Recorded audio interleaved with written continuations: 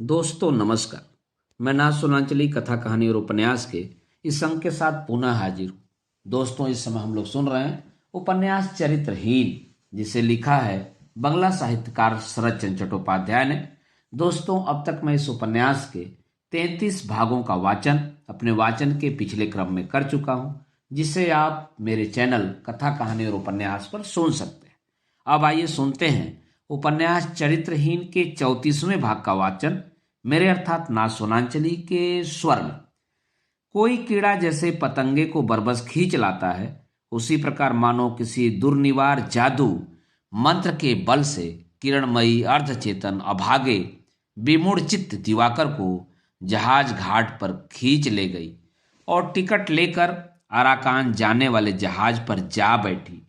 इस जहाज में भीड़ न रहने के कारण जहाज के अधिकारियों ने इन दोनों को पति पत्नी समझकर एक केबिन में दिवाकर और किरणमयी को स्थान दे दिया। उसी जगह किरणमयी को बिठाकर दिवाकर डेक के एक एकांत स्थान पर रेलिंग पकड़कर खड़ा हो गया। धीरे धीरे डेक पर यात्रियों की भीड़ कम होने लगी।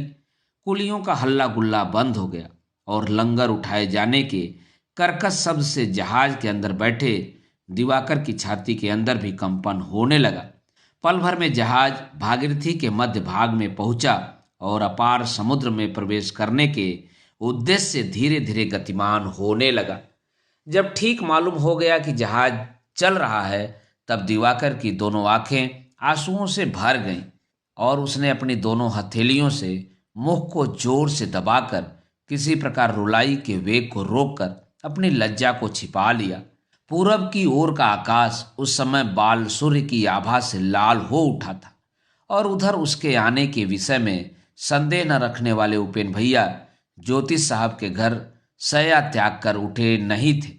भाग जाने के उद्देश्य से घर से बाहर निकल पड़ने के भाग जाने के उद्देश्य से घर से बाहर निकल पड़ने के समय से जो भयंकर अव्यक्त ग्लानि दिवाकर के चित्त में एकत्रित होती जा रही थी, उसका अंत कितना कुत्सित और दुखकर है, उसका दृश्य अब उसके नेत्रों के सामने स्पष्ट हो उठा।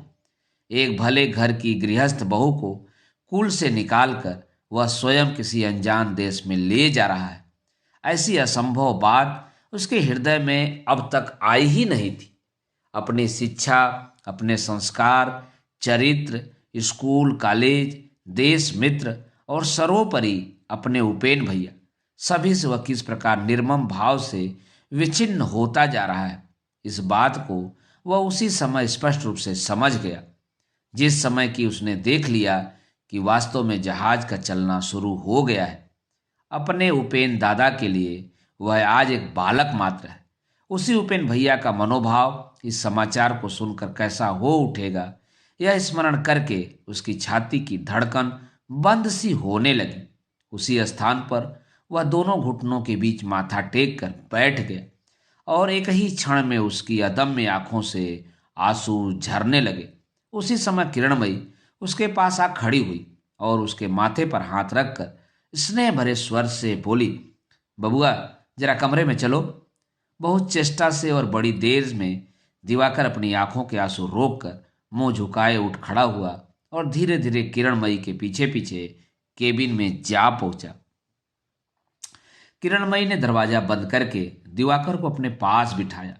उसके दोनों हाथों को अपने हाथ में लेकर उसके मुंह को देखकर अत्यंत करुण स्वर से पूछा, तुम रो रहे हो भाई? यह प्रश्न सुनकर दिवाकर के नेत्रों से फिर आंसू झरने लगे। किरणमयी ने अपने आंचल से उन्हें पोंछ कर कहा, सच सच बताओ बबुआ, तुम मुझे प्यार करते हो या नहीं? दिवाकर कुछ भी न कह सका, बिल्कुल ही छोटे बच्चे की भांति घबराने लगा। किरणमयी ने आंसू से भीगे उसके मुख को अपनी छाती पर खींचकर दबा लिया और धीरे धीरे उसके माथे पर उंगलियां फेरती हुई चुपचाप सांत्वना देने लगी। इसी प्रकार बहुत समय बीत गया। बड़ी देर में दिवाकर की अश्रुधारा अपने आप ही समाप्त हो गई, तो पहले की अपेक्षा उसका मन भी कुछ हल्का हो गया। वह उठ बैठा, फिर कुछ भी न कहकर दरवाजा खोलकर धीरे धीरे कमरे से बाहर हो गया। जहाज उस नदी के तट से हटकर टेढ़ी मेढ़ी चाल से रेत से बचता हुआ, जल को नापता हुआ धीरे धीरे समुद्र की ओर चला जा रहा था और छोटी छोटी डोंगियां और माल से लदी नावें बड़े जहाज की बड़ी मर्यादा की रक्षा करती हुई दूर ही दूर रहकर अत्यंत सावधानी से बढ़ती जा रही थी।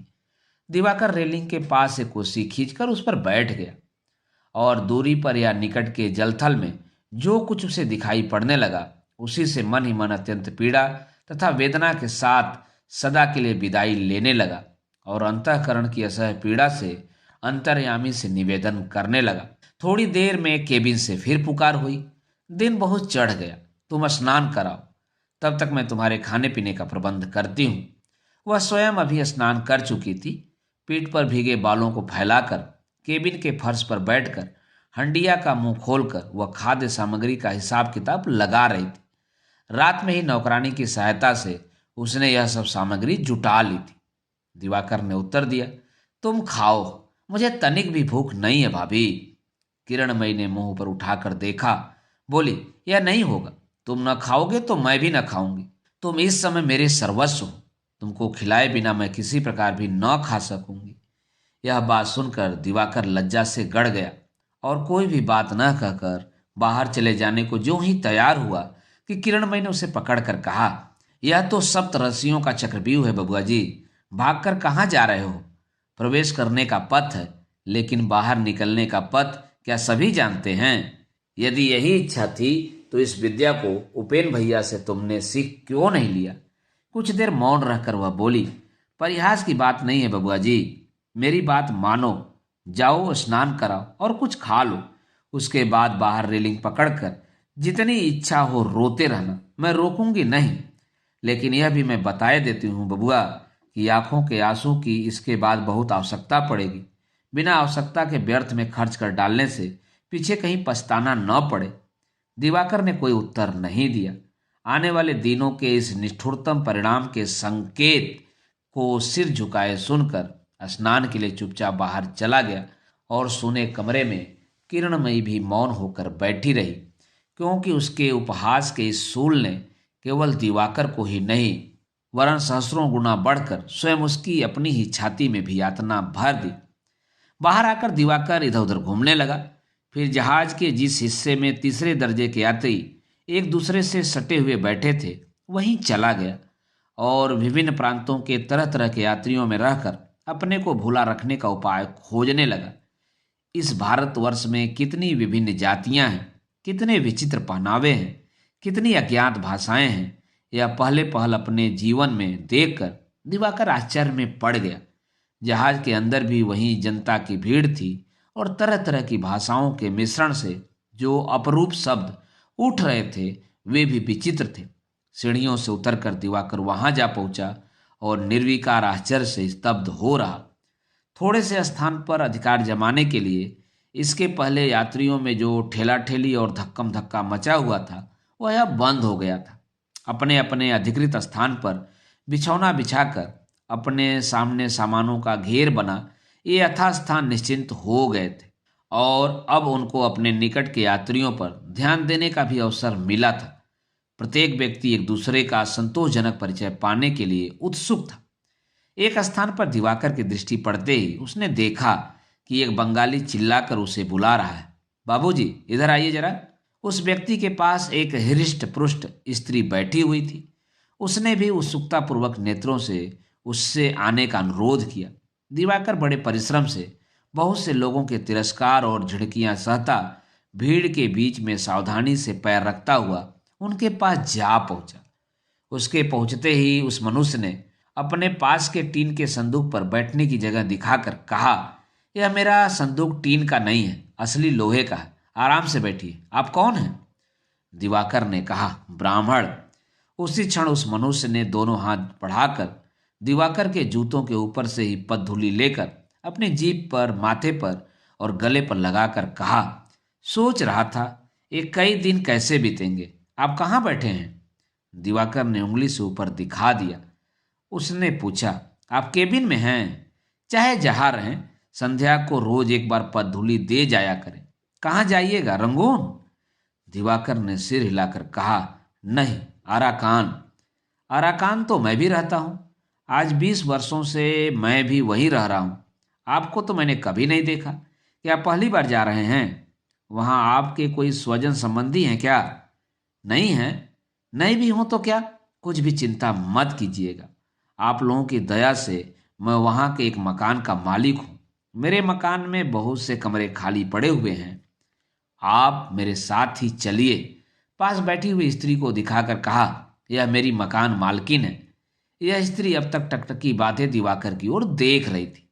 उसने बहुत ही मोटे गले से पूछा, क्या आपकी पत्नी आपके साथ हैं? दिवाकर ने मुंह लाल करके सिर हिलाकर किसी प्रकार बतला दिया, हाँ साथी हैं। उसकी बातें टेढ़ी मेढ़ी थी। ललाट पर गोदना था, मांग में सिंदूर की चौड़ी रेखा थी, नाक में नथ थी और दोनों कानों में 20-30 बालियां थी। आंचल का जो भाग माथे पर था वह भी उत्साह तथा आवेश से नीचे खिसक गया। उसने कहा, बहुत बुरा स्थान है, ठग लोगों का देश है, लेकिन मेरे मकान की ओर आंख उठाने का साहस किसी का नहीं है। मैं साधारण मकान वाली नहीं हूं। उस देश में ऐसा कोई आदमी नहीं है जो कामनी से डरता न हो। आप मेरे मकान में रहिएगा, डरने की कोई बात नहीं है। किराया 5 रुपया है, आप 4 ही रुपया महीना दीजिएगा। ए मकान वाले, आपके कारखाने में इनको कोई काम भी मिल जाएगा? मकान वाले ने जरा हिचक कर कहा, कोई न कोई काम मिल ही जाएगा। दिवाकर ने पूछा, आपका नाम? हरीश भट्टाचार्य। नहीं नहीं, ऐसा न करें, अपराध लगेगा। मैं ब्राह्मण नहीं हूं, केवल मल्लाह हूं। पढ़ सुन लेता हूं, इसलिए लोग आदर से भट्टाचार्य कहते हैं। कंठी धारण करके मांस मछली का त्याग कर दिया है। बहुत देख लिया जीवन में, बाकी नहीं रहा कुछ। 2-2,500 रुपये खर्च करके चारों धाम की यात्रा कर आया हूं। 4 साल हो गए। घर में देवी की स्थापना भी कर ली थी, इसलिए घरवाली से कहता हूं, चल अराकान में जो कुछ है बेच खोज कर किसी तीर्थ स्थान पर चलें। कहकर उदास भाव से ऊपर आसमान की ओर देखने लगे भट्टाचार्य महाशय। घरवाली ने भी समर्थन करते हुए कहा, मैं भी तो यही कहती हूँ। कच्ची उम्र में अदृष्ट के फेर से भी जो किया किया, वह चेहरे पर तो लिखा नहीं है। चल अब चलें। कहकर वह भी चुप होकर ऊपर की ओर देखने लगी। दिवाकर को अभी इतनी समझ तो नहीं थी। उनकी बातों का यथार्थ अर्थ न समझकर चुप बैठा रहा। मकान वाली ने कहा, ए मकान वाले, अब तो चिवड़ा भिगो दूं? मकान वाले का ध्यान टूट गया। धीरे से उसने कहा, भिगो दो। दुनियादारी से अनजान दिवाकर इस संकेत का अर्थ अब समझ गया। वह उठ खड़ा हुआ, बोला, अब मैं जा रहा हूं, फिर आऊंगा। हरीश से विदा लेकर दिवाकर ऊपर डेक पर आकर पुनः एक आराम कुर्सी पर बैठ गया और बैठे बैठे उसी तरह सो गया। उसे पता भी नहीं लगा कि कब नदी का गंदा जल पार करके जहाज कृष्णवर्ण समुद्र के बीच आ गया था।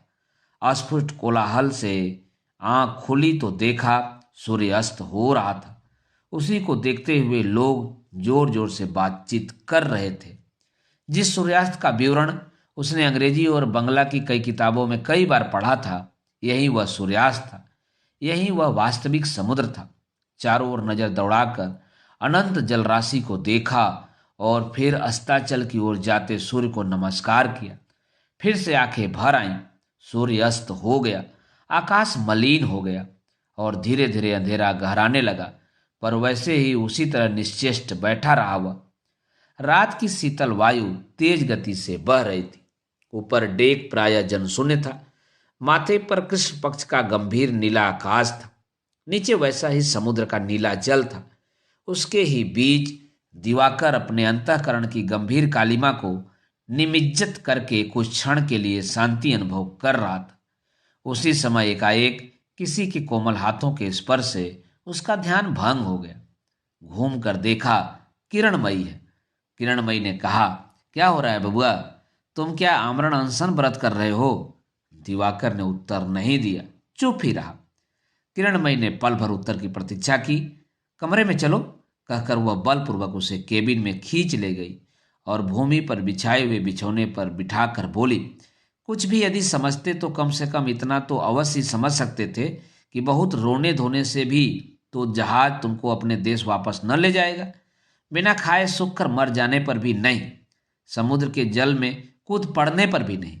अराकान तुमको चलना ही पड़ेगा। तो क्यों निरर्थक स्वयं सूख कर मुझे भी सुखा रहे हो? जो देती हूं ले लो, जितना खा सको खाओ, उसके बाद जहाज जब अरकान पहुंच जाएगा तब जहां इच्छा हो उतर जाना, जब इच्छा हो लौट आना। तुम्हारी शपथ खाकर कहती हूँ बबुआ, मैं रोकूंगी नहीं। यह कहते कहते किरणमयी का कंठ स्वर तीखा हो उठा और भूख प्यास से व्याकुल दोनों नेत्र आग की तरह जलने लगे। दिवाकर सिर ऊपर उठाकर मुग्ध की भांति निहारने लगा। आज इतने दिनों के बाद उसे ज्ञात हुआ, मानो पर्दे की ओट में उसे सत्य वस्तु अचानक ही दिखाई पड़ गई। किरणमयी के दोनों सुंदर नेत्रों की वासना तीव्र भूखी दृष्टि के अंदर, और जो कुछ भी क्यों न हो, लेकिन उसके लिए तनिक भी प्रेम नहीं है। फिर भी उसने कोई बात नहीं कही, चुपचाप अपने नेत्र नीचे किए दोनों घुटनों के बीच सिर छिपाए पत्थर की तरफ बैठा रहा। थोड़ी ही देर बाद किरणमयी उठ पड़ी और एक हांडी से कुछ मिठाई एक छोटी सी तस्तरी में ले आई। दिवाकर के सामने तस्तरी रखकर घुटनों पर टेक कर ऊंची हो बैठ गई और बलपूर्वक एक हाथ से उसका मुंह ऊपर को उठाकर एक एक करके उसके मुंह में डालने लगी।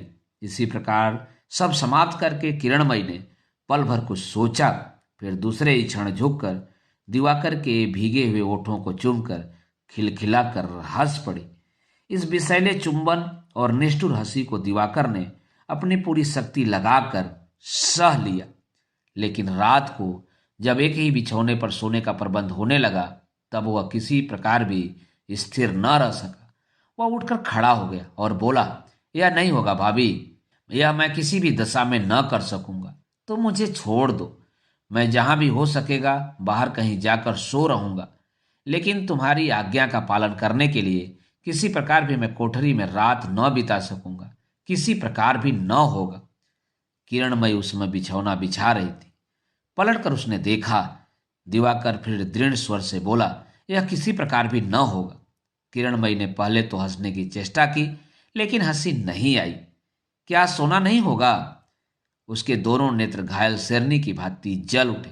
उसने दांतों पर दांत दबाकर धीरे से कहा, तुम क्या समझते हो कि सारा अपराध मेरे सिर मढ़कर भले आदमी की तरह देश लौट जाकर अपने भैया उपेन के पांव स्पर्श करके शपथ खाकर कहोगे कि मैं साफ हूं, सात्विक हूं, और तुम्हारे उपेन भैया सिर ऊपर उठाकर चलेंगे? यह न होगा बबुआ। तुम मेरी सब बात न समझ सकोगे। समझने की आवश्यकता भी नहीं है। तुम साधु हो या नहीं हो, इसके लिए भी कुछ चिंता नहीं करती। लेकिन अपराध के भार से जब मेरा सिर झुक जाएगा, तब मैं ऐसी दशा न होने दूंगी कि तुम्हारे उपेन भैया अपना सिर ऊपर उठाकर चल सकेंगे। यह तुम निश्चय जान लो।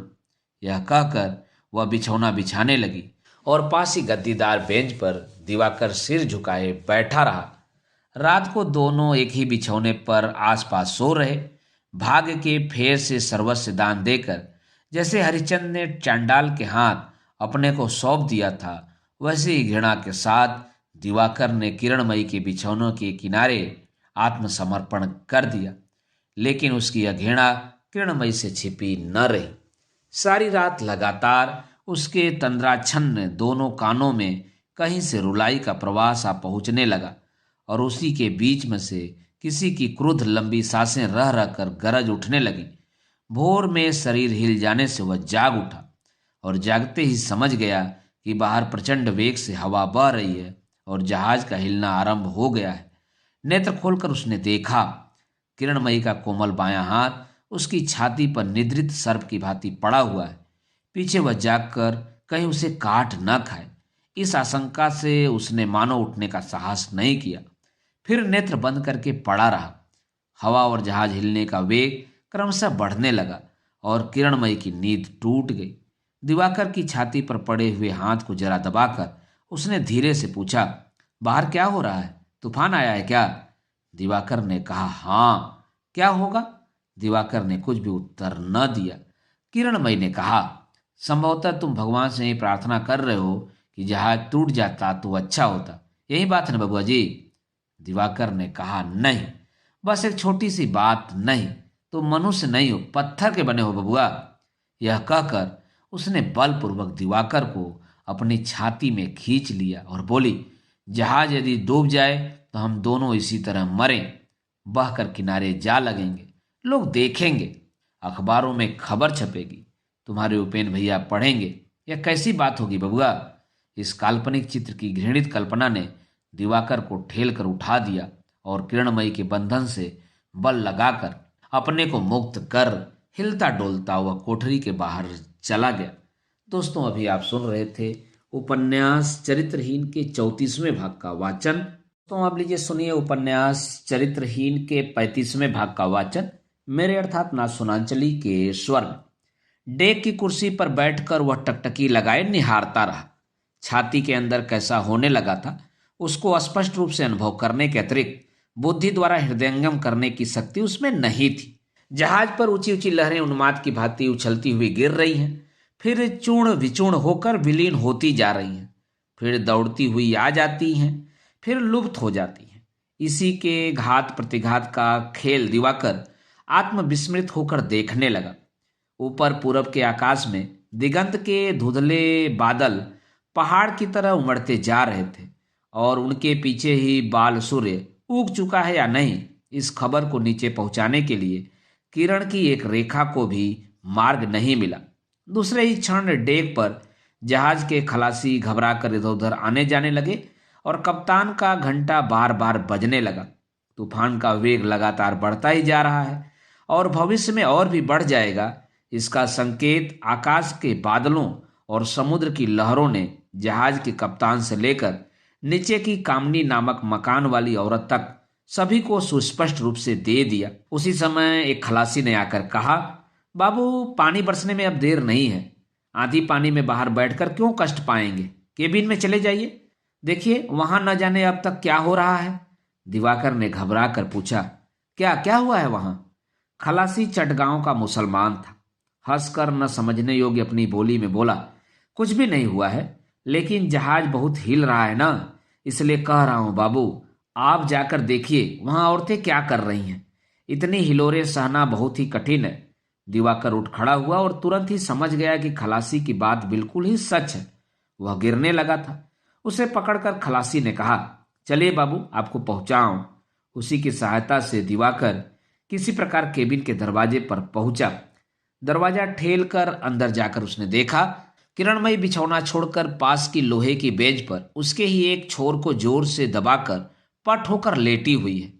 दिवाकर उसके सिरहाने जाकर बैठ गया और बोला, कष्ट हो रहा है भाभी? किरणमयी ने कोई बात नहीं कही, सिर भी ऊपर नहीं उठाया, केवल चुपचाप दिवाकर की गोद में अपना दायां हाथ रखकर पड़ी रही। जहाज उल्टने पलटने लगा।